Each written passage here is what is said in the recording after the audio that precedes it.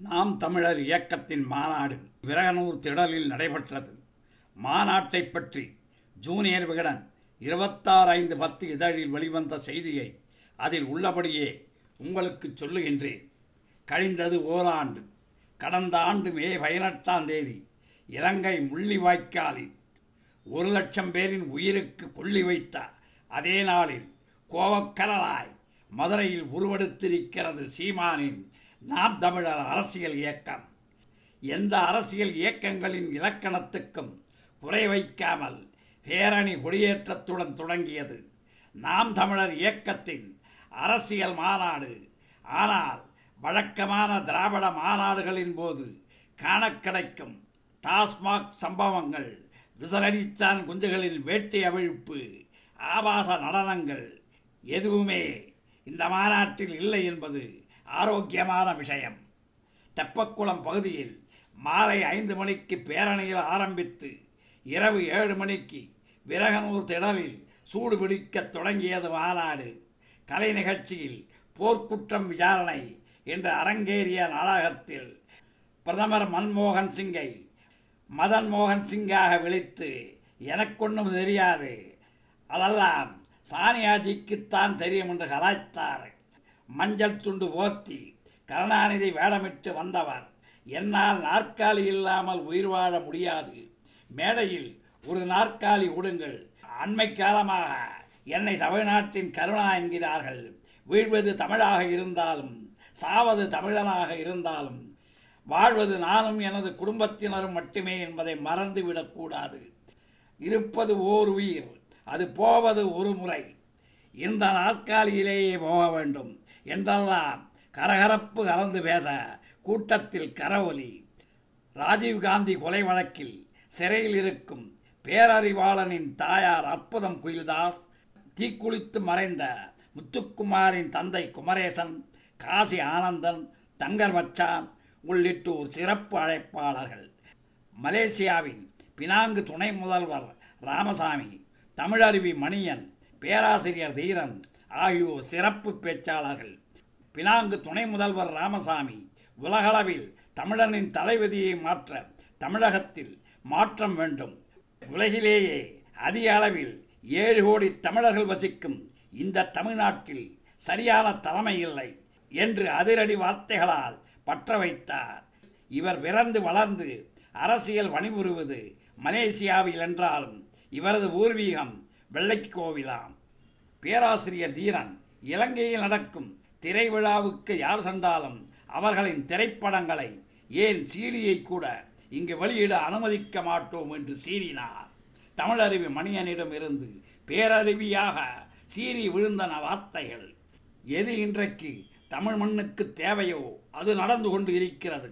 அன்றைய நாட்களில் நீதி கட்சி, திராவிட கட்சி, திமுக ஆகியவைகள் தோன்றியது எப்படி காலத்தின் கட்டாயமாக இருந்ததோ அப்படி இன்றைய தினம் நாம் தமிழர் அமைப்பு அரசியல் இயக்கமாக தோன்றியிருப்பது காலத்தின் கட்டாயம் என்றவர் ஈழப்போர் உக்கிரத்தின் போது தனக்கும் முதல்வர் கருணாநிதிக்கும் இடையே நிகழ்ந்த தொலைபேசி உரையாடலை விவரித்தார்.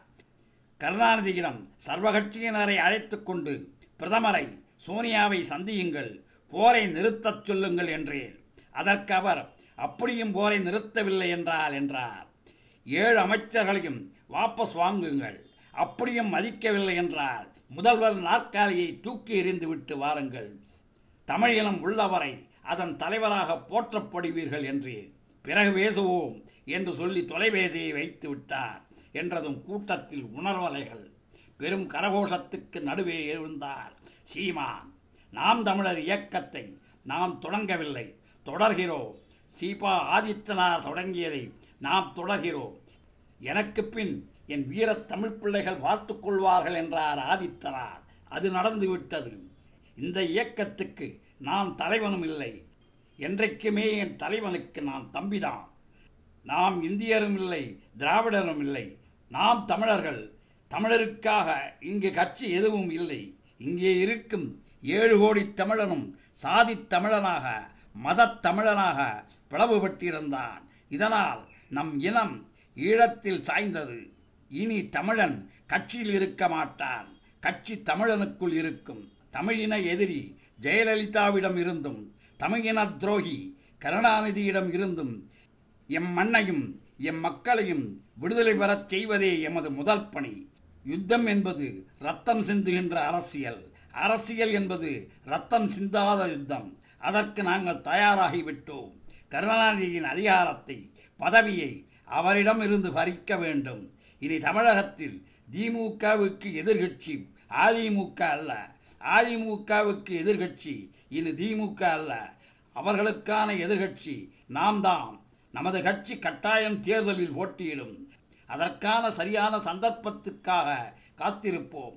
அத்தோடு காங்கிரஸை தமிழகத்தில் வேரடி மண்ணோடு அழிப்பதுதான் எங்கள் லட்சியம் என்ற போது புயலடித்து ஓய்ந்தது போல் இருந்தது. மதுரையிலும் மழை தொடங்கியது.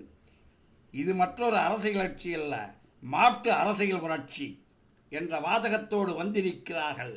பார்ப்போம் என்று முடித்திருக்கிறது ஜூனியர் விகடன். எனது பேச்சுடன் இணைப்பாக 1951ஆம் ஆண்டு மார்ச் மாதம் 25ஆம் தேதி திராவிட இயக்க எதிர்ப்பு மாநாடு ஒன்று மாப்போ சிவஞானம் அவர்கள் தலைமையில் நடைபெற்றது. திராவிட இயக்க எதிர்ப்பு மாநாட்டை துவக்கி வைத்து பன்மொழி புலவர் தேப்போ மீனாட்சி சுந்தரனார் பேசியதின் சுருக்கம். திராவிட இயக்கத்தார் வளர்த்துள்ள தமிழும் தமிழ் பற்றும் என்ன? இப்படி நாடுகளும் மக்களுக்கு இழிநிலை வரும் என்று கனவில் கூட நான் நினைக்கவில்லை. இன்று மொழிவாரியாக மாகாணம் பிரிக்கப்பட்டு தமிழ் மாகாணம் ஏற்படுவதை காமராஜரோ சிவஞானமோ துரைத்தனத்தாரோ மறுக்கவில்லை. ஆனால் குறுக்கே தடை நிற்பவர்கள் திராவிட இயக்கம் என்ற பெயரால் தெருக்களில் திரிபவர்கள்தான். இது ஒழிய வேண்டும். இப்படி கூறியுள்ளார் பன்மொழி புலவர் மீனாட்சி சுந்தரனார். எப்படியோ தமிழர்கள் அனைவரும் சாதி மத வேறுபாட்டை மறந்து தமிழ் இனம் எங்கிருந்தாலும் அவர்கள் வாழ்விற்காக பாடுபட உறுதிமொழி எடுக்க வேண்டும். நன்றி, வணக்கம்.